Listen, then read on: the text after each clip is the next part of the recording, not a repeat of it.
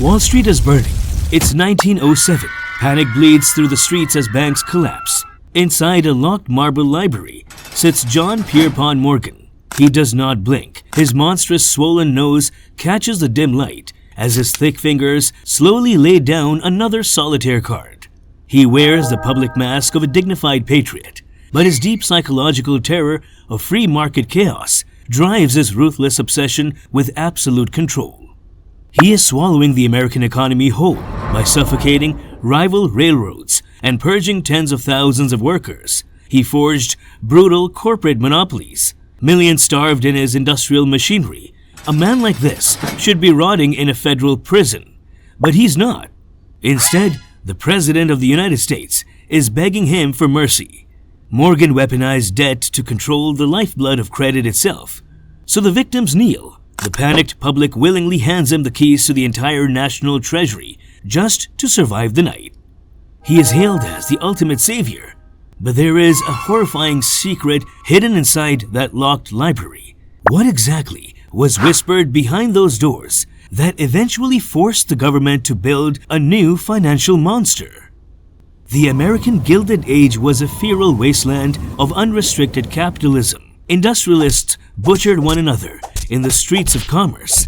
Railroad barons slashed prices, burned bridges, and dragged the national economy into unpredictable cycles of feast and famine. It was a world of chaotic free markets where the strong devoured the weak without hesitation. Inside a cold London mansion far from the American chaos, young John Pierpont Morgan learned his lesson in the most humiliating way possible. He was not born a titan. He was a fragile, bedridden boy trapped in a decaying physical vessel. Crippled by severe rheumatic fevers, Pierpont spent months staring at the ceiling, unable to walk. Worse still, his face began to betray him. The early stages of a grotesque skin condition bloated and discolored his nose. He would sit in the parlor with his hands rigidly clutching his knees, presenting a public mask of quiet obedience. Yet behind his unblinking stare, a deep, psychological terror of his own vulnerability festered. He despised his weakness. He despised the pity in the eyes of the servants who whispered behind his back. The breaking point came on a damp winter evening. His father, Junius Spencer Morgan, an apex predator of international banking, stood towering over Pierpont's sick bed. Junius viewed physical fragility as a moral failure. The patriarch looked down at his trembling, deformed son with absolute disgust. The room was suffocatingly quiet, amplifying the heavy breathing of the sick boy. "Look at you," Junius sneered, his voice dripping with aristocratic venom. "The market will chew you to pieces and spit out your bones, Pierpont. A weak man is nothing but prey for the chaos. If you cannot dominate the room with your presence, they will laugh at you until the day you die." Those words did not break the boy. They forged a monster. Pierpont stopped crying. The corners of his mouth twitched into a stiff, emotionless line. He absorbed the humiliation and transformed his father's contempt into a dark doctrine of survival. If a weak man is prey for the chaos, then the only logical solution was to eradicate the chaos entirely. He realized that physical strength was temporary, but systematic control was eternal. He would never let anyone look at his swollen face and laugh. He would blind them with this power. The psychological wound birthed his sinister motivation. He would return to the chaotic American markets not to compete, but to conquer. Pierpont vowed to crush the feral nature of the free enterprise and replace it with absolute order. He would become the architect of a financial dictatorship so massive that kings, presidents, and rival titans would be forced to bow before him. He would weaponize financial discipline to mask his deep-seated terror of vulnerability, ensuring that no one could ever reduce him to a helpless, trembling boy again. He would own the very systems that could hurt him. The American landscape was bleeding dry from the madness of the crowd. Railroad barons were infected with a rabid greed. They laid thousands of miles of useless parallel tracks across the country. They slashed freight prices to pennies just to bankrupt their neighbors. It was a pathetic herd of feral dogs tearing each other to pieces over scraps of meat. They thought this blood-soaked competition was the pinnacle of capitalism. They were entirely blinded by their own primitive egos. From his mahogany desk in New York, John Pierpont Morgan watched the slaughter with cold amusement. He rhythmically tapped his gold pocket watch against the wood, a strange physical habit he used to soothe his deep psychological terror of disorder. His face wore the public mask of a concerned banker trying to stabilize the nation. Yet in the shadows of his office, his unblinking eyes locked onto the fatal loophole everyone else missed. A butcher does not wrestle the pigs in the mud. He simply locks the slaughterhouse door. The foolish barons believed that whoever owned the steel tracks controlled the future. But Morgan knew the tracks were built on massive European loans. The men did not own their empires. They were drowning in debt, and Morgan held the paper to all of it. He decided to flip the board. In the summer of 1889, he summoned the most powerful railroad presidents to his luxury yacht. Once the men stepped aboard, Morgan ordered the captain to drop anchor in the deep waters of the Atlantic. He trapped them. The men sweated under the sun while Morgan sat perfectly still in his leather armchair. A faint, contemptuous smirk played on his lips as he delivered his arrogant sentence. Free market competition is an immoral waste of capital. You will hand over control of your boards to my bank today, or you will swim back to shore as bankrupt men. It was the ultimate checkmate. He discarded any illusion of fair play. By weaponizing their debt, he stripped them of their autonomy without firing a single shot. He became the undisputed dictator of American infrastructure. It was a flawless execution of control, foreshadowing the exact same terrifying ultimatum he would deliver decades later behind the locked doors of his marble library. The trap was set. The mechanism of Morganization was not a political ideology. It was a mechanical slaughterhouse designed to purge the American economy of its unpredictable human elements. John Pierpont Morgan sat in the center of his Wall Street office, breathing slowly, his massive deformed nose casting a jagged shadow over the vast leather desk. He hated the unpredictable nature of free will. It reminded him of his own physical vulnerabilities and childhood sickness. To soothe his deep psychological terror of chaos, he developed a rigid, physical habit. He would rhythmically roll an unlit Cuban cigar between his thick fingers, feeling the dry friction of the tobacco leaves while staring at financial ledgers, without ever blinking. His dark eyes scanned the names of competing railroad companies. With slow, emotionless precision, he picked up a heavy silver fountain pen. He pressed the gold nib against the thick paper until the black ink bled, drawing a single dark line through the names of 3 independent companies. In that one physical motion, 20,000 workers lost their wages. He merged the bankrupt remnants into a single colossal corporate entity. He purged the old management teams completely. He installed his own obedient bankers on the board of directors. He slashed worker pay to the absolute minimum required to sustain basic biological life. The men in the steel mills and the rail yards worked 14 hours a day in suffocating heat, coughing up black smoke, generating massive profits solely to pay off the endless debts Morgan controlled. Yet outside the heavy mahogany doors of his bank, the public saw a completely different reality. Morgan carefully curated his public mask as the noble guardian of American prosperity. He secretly funded major newspapers and paid financial columnists to paint his hostile takeovers as acts of deep patriotism. They called his ruthlessness corporate modernization. The press convinced the middle class that Morgan was saving the fragile nation from reckless and greedy industrialists. The public believed the massive consolidation of power was a necessary medicine for a sick economy.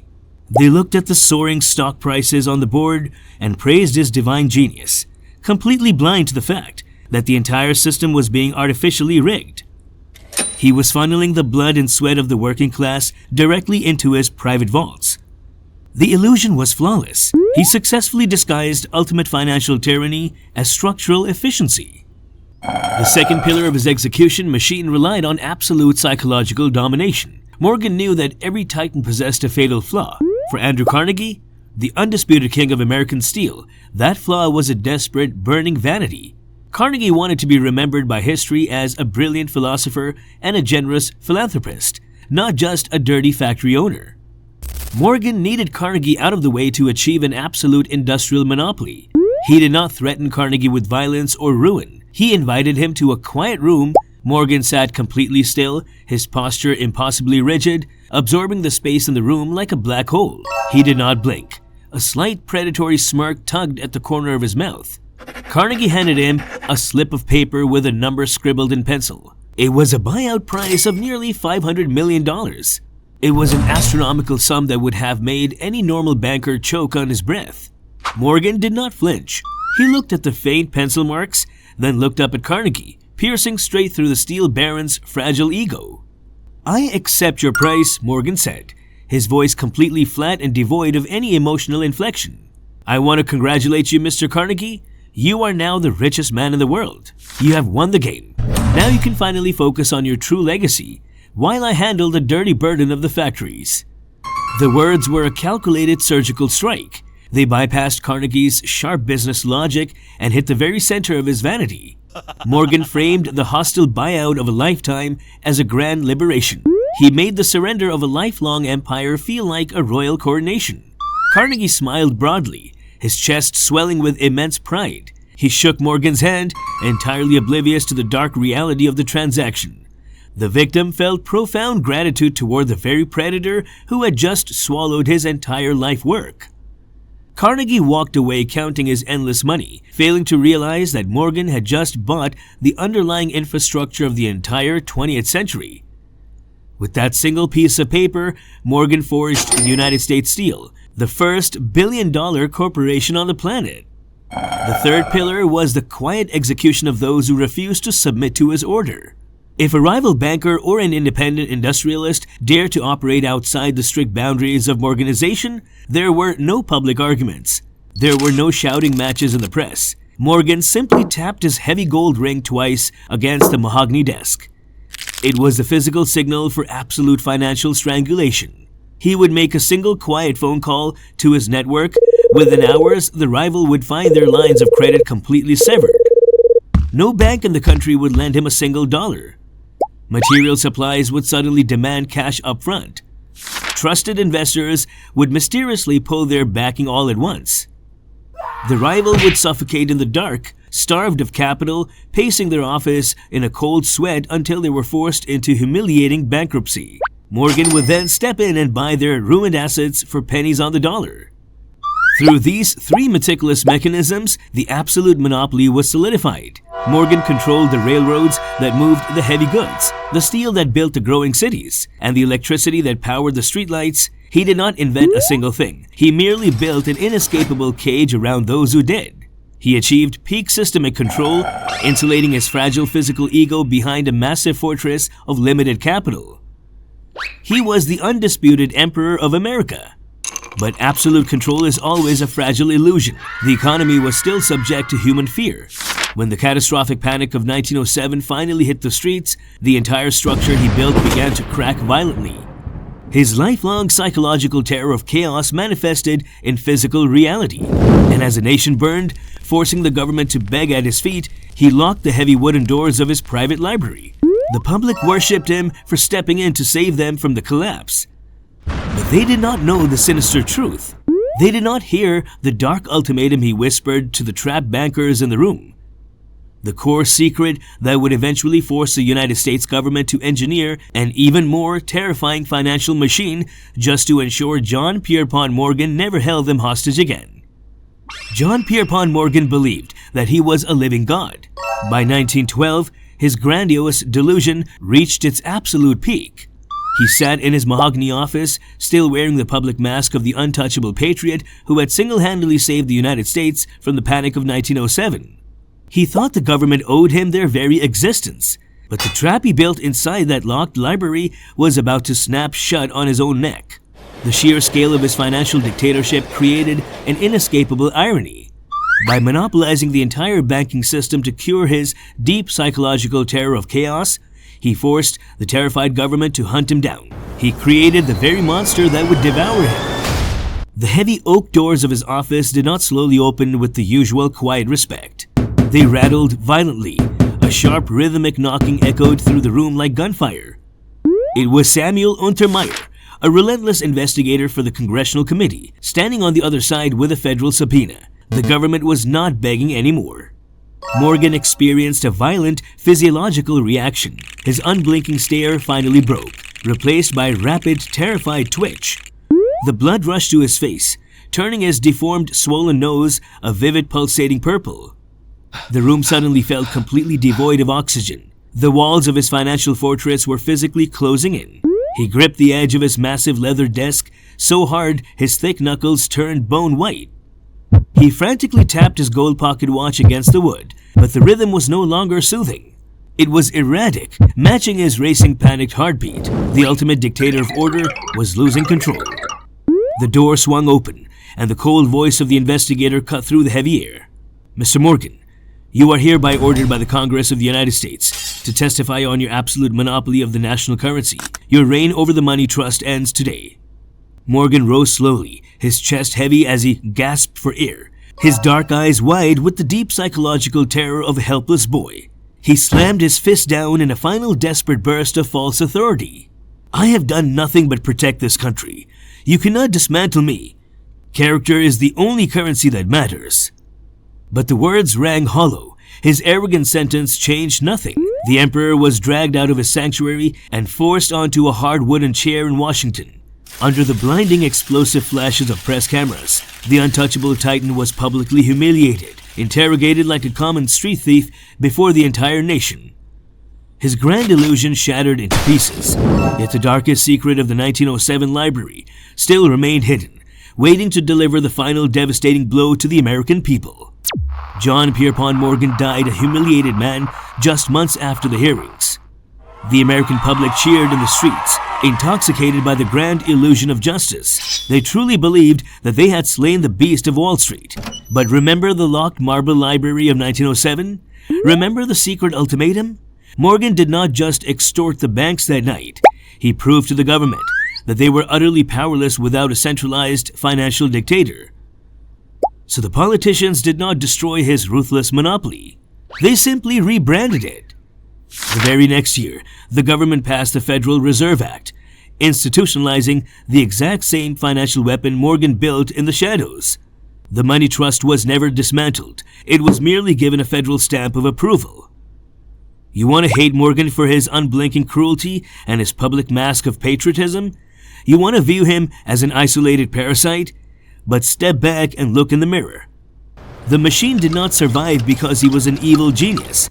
It survived because society demanded it. We are terrified of true financial freedom. We are terrified of the chaos of consequence. We willingly traded our economic independence for the comforting illusion of stability. We begged to be managed. The bitter truth of human nature is that the crowd will always surrender the keys to their own chains, as long as the warden promises them a warm bed in the slaughterhouse.